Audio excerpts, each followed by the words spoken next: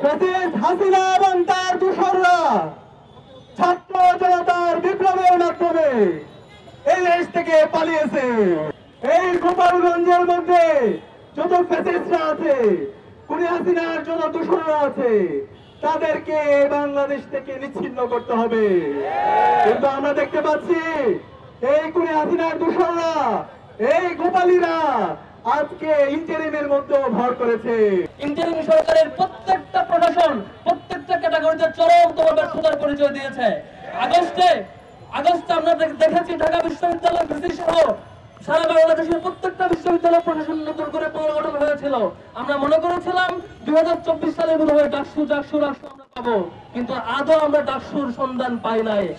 জুলাই যোদ্ধারা তাদের দলীয় কার্যক্রমের জন্য গোপালগঞ্জে গিয়েছিল, তার রাজনৈতিক অধিকার ছিল তার নিয়মিত কর্মসূচি স্বাধীনভাবে বাস্তবায়ন করা, কিন্তু আওয়ামী লীগের ক্যান্টনমেন্ট খ্যাত সকল সন্ত্রাসীদের আশ্রয়দাতা যারা গোপালগঞ্জে তারা আশ্রিত ছিল, তারা সবাই মিলে সন্ত্রাসী হামলা করেছে। ইন্টারিম গভর্নমেন্ট এখানেও ব্যর্থতার পরিচয় দিয়েছে।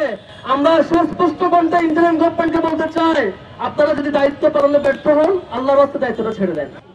প্রেসিডেন্ট হাসিনা এবং তার দূষররা ছাত্র জনতার বিপ্লবের মাধ্যমে এই দেশ থেকে পালিয়েছে। জুলাইয়ের 2000 ভাই বোন শহীদ হওয়ার মাধ্যমে, 40,000 ভাই বোন গাজী হওয়ার মাধ্যমে আজকে আমরা নতুন বাংলাদেশ পেয়েছি। আমাদের প্রত্যাশা ছিল এই জুলাই বিপ্লবের পরে বাংলাদেশে গত 16 বছরে যেই সন্ত্রাসী জঙ্গি গোষ্ঠী বাংলাদেশের ফ্যাসিবাদ কায়েম করেছে, সমালোৎপাদন করা হবে। কিন্তু আমরা আজকে 1 বছর পরে দেখতে পাচ্ছি এই খুনি হাসিনা এবং তার দূষরদেরকে দিল্লির এক্সটেনশন সেই গোপালগঞ্জের মধ্যে আশ্রয় দেওয়া হয়েছে। আমরা বিপ্লবের পর থেকে বলছিলাম এই গোপালগঞ্জের মধ্যে যত ফ্যাসিস্টরা আছে, খুনি হাসিনার যত দূষররা আছে, তাদেরকে বাংলাদেশ থেকে নিচ্ছিন্ন করতে হবে। কিন্তু আমরা দেখতে পাচ্ছি এই খুনি হাসিনার দূষররা, এই গোপালীরা আজকে ইন্টারিমের মধ্যে ভর করেছে। আজকে আমরা যখন এই ফ্যাসিস্টদের বিরুদ্ধে কথা বলি, তখন এই ইন্টারিমের কিছু কালচারাল ফ্যাসিস্টরা তারা এই খুনি হাসিনাকে পুনর্বহাল করতে চায়। তাদের প্রতি তাদের দরদ তৈরি হয়, তারা আমাদের সুশৃঙ্খল আন্দোলনকে মত বলে। আমি হুঁশিয়ার করতে চাই, এই বাংলাদেশে, স্বাধীন বাংলাদেশে খুনি হাসিনা এবং তার দূষরদের কোনো জায়গা হবে না।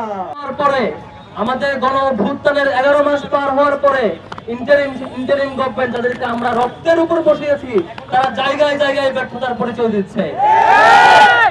আর সারা দেশে যখন আওয়ামী লীগের 300 এমপি পালিয়ে যায়, বাইতুল মোকাররমের খতিব থেকে যখন একদম পিয়ন পর্যন্ত সবাই পালিয়ে যায়, গোপালগঞ্জের গুটি কয়েকের লাফালাফি থেকে আমাদের মাঝে মাঝে হাসি পায়। আবার দুঃখ হয় ইন্টারিম গভর্নমেন্টের এই ব্যর্থতা থেকে। ইন্টারিম সরকারের প্রত্যেকটা প্রশাসন প্রত্যেকটা ক্যাটাগরিতে চরমতম ব্যর্থতার পরিচয় দিয়েছে। আগস্টে আমরা দেখেছি ঢাকা বিশ্ববিদ্যালয় ভিসি সহ সারা বাংলাদেশের প্রত্যেকটা বিশ্ববিদ্যালয় প্রশাসন নতুন করে পুনর্গঠন হয়েছিল। আমরা মনে করেছিলাম 2024 সালে বোধহয় ডাকসু রাষ্ট্র আমরা পাবো, কিন্তু আদৌ আমরা ডাকসুর সন্ধান পাই নাই। জুলাই যোদ্ধারা তাদের দলীয় কার্যক্রমের জন্য গোপালগঞ্জে গিয়েছিল, তার রাজনৈতিক অধিকার ছিল তার নিয়মিত কর্মসূচি স্বাধীনভাবে বাস্তবায়ন করা, কিন্তু আওয়ামী লীগের ক্যান্টনমেন্ট খ্যাত সকল সন্ত্রাসীদের আশ্রয়দাতা যারা গোপালগঞ্জে তারা আশ্রিত ছিল, তারা সবাই মিলে সন্ত্রাসী হামলা করেছে। ইন্টারিম গভর্নমেন্ট এখানেও ব্যর্থতার পরিচয় দিয়েছে। আমরা সুস্পষ্ট কণ্ঠে ইন্টারিম গভর্নমেন্টকে বলতে চাই, আপনারা যদি দায়িত্ব পালনে ব্যর্থ হন, আল্লাহর রাস্তায় দায়িত্বটা ছেড়ে দেন। দায়িত্বটা ছেড়ে দেন। বাংলাদেশে অসংখ্য তরুণ যুবক আছে বাংলাদেশকে শাসন করবার জন্য, বাংলাদেশের দায়িত্ব নেবার জন্য। বাংলাদেশের তরুণের কোনো অভাব নেই, যারা এই দেশের দায়িত্ব নেবে, যারা তাজা রক্ত বিলিয়ে দিতে পারে, তারা এই দেশটাকে সুন্দর মতো সাজাতে গড়তেও পারে। কিন্তু আমরা আপনাদের প্রতি সম্মান রেখে, আপনাদের ব্যক্তিত্বের প্রতি তাকিয়ে আমরা আপনাদেরকে সেই আসনে বসিয়েছিলাম, কিন্তু আপনারা চরমতম ব্যর্থতার পরিচয় দিচ্ছেন। আমরা ইন্টারিম গভর্নমেন্টকে শেষবারের মতো সতর্ক করতে চাই, জুলাইয়ের 11 মাস পার হয়ে গেছে। এই আগস্টের আগেই, 5 আগস্টের আগেই সন্ত্রাসী আওয়ামী লীগের সকল অপরাধীকে আইনের আওতায় এনে শাস্তির মুখোমুখি করতে হবে।